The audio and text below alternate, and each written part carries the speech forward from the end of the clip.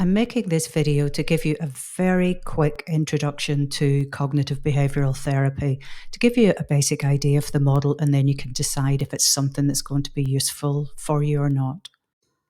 You're probably already aware that CBT is used for anxiety disorders such as stress, panic, generalized anxiety, and depression, but it's also useful for relationship and interpersonal problems.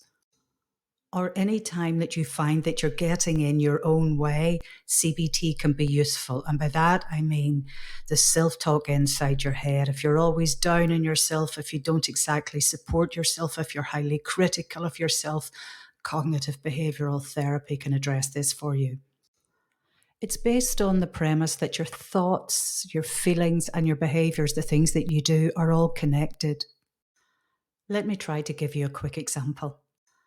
This is you at home browsing online and you've just found out that your dream job has been advertised.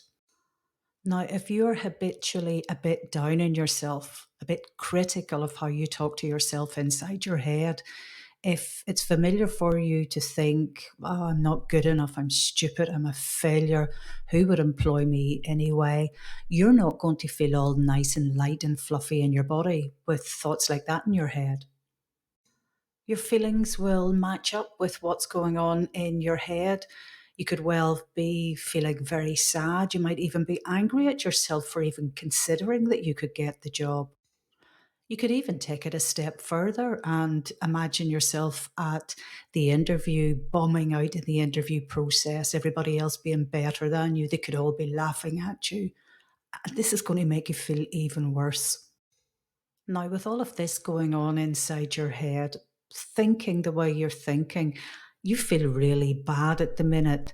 That's going to affect what you do. It's going to affect your behavior. You're not going to apply for that job at all, not when you can see how it's all going to play out.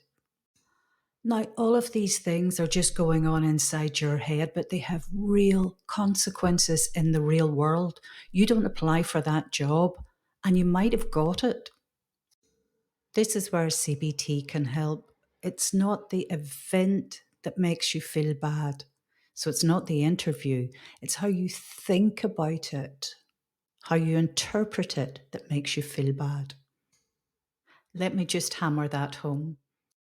So you not applying for the job, not even giving yourself a chance, has nothing to do with the actual job itself. It's to do with all those thoughts inside your head, how critical you are of yourself, the I'm not good enough, I'm a failure, I'm worthless. Who would want to hire me? And how that all makes you feel. You're going to feel really bad in your body and you won't even have the motivation to apply for the job. If you can relate to any of this, your behaviours could be affected in different ways, not just jobs that you've missed out on, but there could be so many missed opportunities in your life, all to do with how you think about things. CBT can change the attitudes and beliefs that you have about yourself, the attitudes and beliefs that you hold towards other people, and the attitudes you have towards the world. Let me see if I can explain that better. If you go through life thinking that you're no good, other people are better than you, and that the world is out to get you, your options are really limited. And you can start to feel quite small and insignificant. CBT aims to give you a more realistic appraisal of yourself and other people in the world, based on reality as opposed to based on what goes on inside your head. That you're okay the way you are, you're good enough, you've been successful in many things. Other people like you, you have friends, and the world hasn't been that bad to you. I appreciate that that is quite a twee example, but hopefully you got the point that I was trying to make. You can really start to sabotage yourself, for want of a better word, by the thoughts that you have in your head. We call these self-limiting beliefs. If you choose to undertake cognitive behavioral therapy, it changes your belief systems. Now, it doesn't change all your thoughts into positive, flowery ones, because that's just not appropriate all of the time. Rather, it gives you a more realistic appraisal of what's going on in your life so you're not messing up things for yourself all of the time. So, how does it work? How do you get started? Well, there's different options open to you.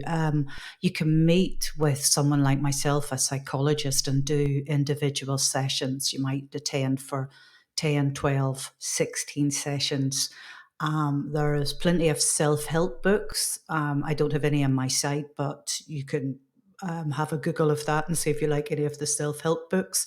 You can also do online therapy where you meet with a therapist online, or you can undertake online self-help courses like the ones that I have on my site. But ultimately, it's up to you, whichever you think is going to work best for you.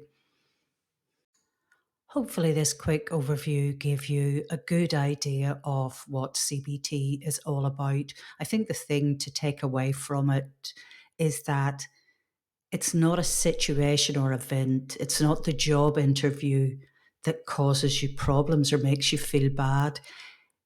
It's how you interpret what's going on. It's all those thoughts inside your head, whether you're criticizing yourself or not, how you're feeling in your body. It's your interpretation of the event that can cause problems. But you can change that with cognitive behavioral therapy.